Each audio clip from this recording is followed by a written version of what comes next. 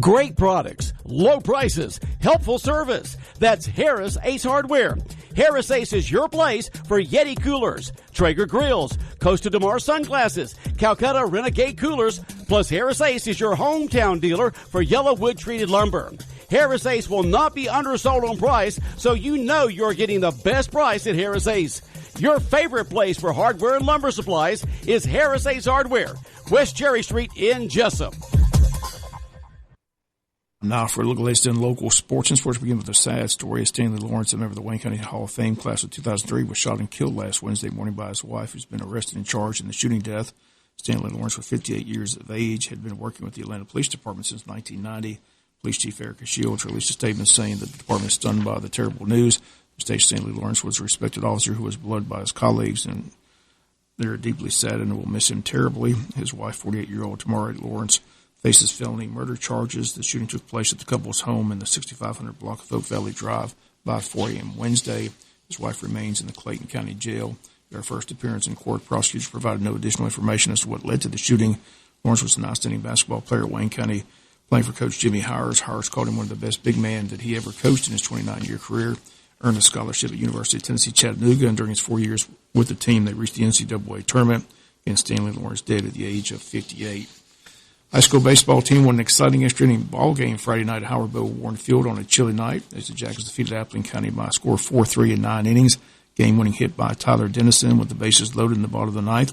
Pitchers Ray Tynes and Jasper Stanfield and Brad Irati all saw time on the mound, with Brad Irati getting the win, pitching out of a little jam in the top of the ninth with the Appling runners at second and third with just one out. But Brad got an infield pop-up to second base and then a strikeout to end the inning.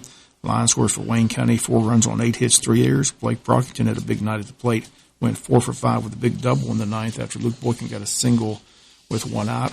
They intentionally walked Zach Thomas, loaded the bases, and then Tyler Dennison got the infield hit to win the game. Line scores for the Appling County Pirates, 3 runs on 7 hits. They committed 1 error. After the game, we talked with head coach Justin McDonald.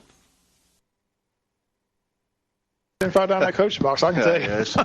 Yeah, you got to have that mindset. You know, they kind of we don't even think about the weather. You don't let it be a factor, and try to get out there and play. And well, first of all, hats off to the fans that came and watched this game in the cold weather. Appreciate them coming out. That's always exciting when it's this play. They're going to show up here to see us play, and I'm glad we gave them something worth their while sitting around. That's one of those games that's tough for anybody to lose because both teams, you give them credit. That's a real good baseball team over there. They didn't lose a lot from last year, and I think they won somewhere between 25, 28 games last year. So that's two of the best arms we've seen all year too, and our kids went toe to toe with them with our guys. So again, just fortunate for our guys to rebound after Wednesday and come out and play against a quality opponent, come out with a win. The Higgins guy was impressive. First 2 innings, he strikes out the side. Yeah. So what are you telling your batters? What's the approach going up there? He was a 3-pitch guy, so it's, we got to look for fastball to hit him. But then he threw a decent changeup in there a lot. So when he can command all threes, you just got to get on time. You saw Blake with a double there in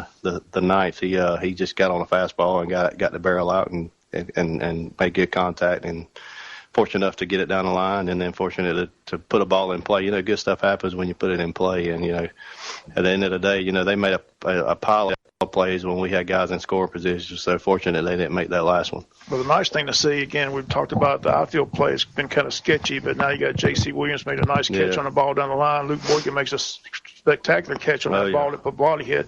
I don't know how he got to that one. Yeah. I told somebody I hadn't seen a catch like that in center field since the days of Colby Dent. But Luke Boykin tracked it down, made that over-shoulder catch, made a heck of a play. So it's nice to see the outfield play shoring up with him in center, and now J.C. Williams back from the basketball field and left. Yeah, it is. And, those two guys are just athletes, and they make it look easy. And, there's guys that are going to continue to improve. And, we still got guys on the bench that could come in and play as well. So, like I said, that lineup tonight was kind of, it was nice to see JC. He had some great at-bats. He's going to be a little bit behind as far as being at the plate, but, saw some of the jumps he got on balls in the outfield is unreal. But, he is straight athlete. And, I got a text from him last night right after the basketball game and said he was ready. So, he's smart enough, and he's been working out and doing a little bit extra on the side outside of basketball. hats off to him. No hesitation, put him in the lineup tonight. No hesitation. He just came off the basketball course, and he put him right in there. But that was a heck of a catch down that line. I mean, like I said, the earlier games, balls like that have been dropping, so it was nice to see him get over and make that play. It is, and we got to shore up some defense, but our pitching was good again. I can't say enough about Brad Roddy again coming in, and I told the leadoff guy when we shaking hands, he continues to play like that, he's going to play for a long time. So he was a tough out, and Brad come in and got him, and again, pitching's going to be pitching compared to how they were challenged from Wednesday to tonight. They come out, they accepted the challenge, did an outstanding job. So again, a great team win, and that's a big win for our program. You can throw classifications out the window, 3A, whatever it is, but when you beat a team like Appleton County is, and the caliber of team that is right now that they have, and it's a big win for us. Any insight on the little conversation you and Coach Mullis had? The one trip to Mighty came back, I saw you and him talking. He's your former assistant for many years. Anything that you can tell us? I've been looking at this day coming, and I turned around one time and said it's unfair that you giving the scout report. His scout report out of the dugout was dead on, so I said that's not fair. So, but again, he's going to do an outstanding job with those guys, and I know he's going to be a big attribute to their program, and they'll reap the benefits of him being over there. It's tough to lose him, but when you see him excited about it and doing some of the stuff that we do, taking some of that stuff there and putting it into another program, that makes me feel good. So, again, best of luck to them. They're doing an outstanding job with that group, and you'll see that team play for a long time in AAA here this season. So, again, great win for our guys, and I appreciate the fans coming out, and we'll get ready to go next week. A big week next week with some tough schedules, tough road games. So I think it's all the games on the road. Camden Tuesday, and then the trip to Atlanta for the weekend. So look forward to it. Okay, I'll get you out of here. It's kind of cold. Again, those comments, Coach Justin McDonald after the game. Jackets now 4-2 with the game set for Tuesday at Camden County, weatherman permitting. Then a weekend trip to Atlanta for 3 games, a single game against Whitewater on Friday, then a doubleheader Saturday against Blissett Trinity, and then a team to be determined on how the first 2 games go. This again, the Georgia Peach Classic. Again, Wayne County's been in that event for the last several years. We'll be in Atlanta, have all 3 games this weekend. JV team plays to a 2-2 tie on Friday night. Arthur Williams defeated Pierce County 16-zip. Jeff Davis defeated Martha Puckett 6-2 and 10-2. Wayne County soccer teams at Long County Friday. Girls win 5-1. Goals by Presley Moore. She had 3. Elizabeth Mendez had 1. And Jasmine Mendez had a goal. In the boys match, Wayne County wins 2-zip. Goals by Matthew Vanderveen and Abraham Morales. Jackets in region action Tuesday against New Hampstead in varsity soccer.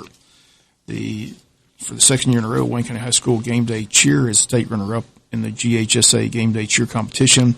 In both 2019 and 2020, Wayne County High School has a top 5A team in the state, earned state runner-up since the divisions were combined back in 2020. In addition to being state runner-up, Wayne County High School won the overall highest score in fight song category.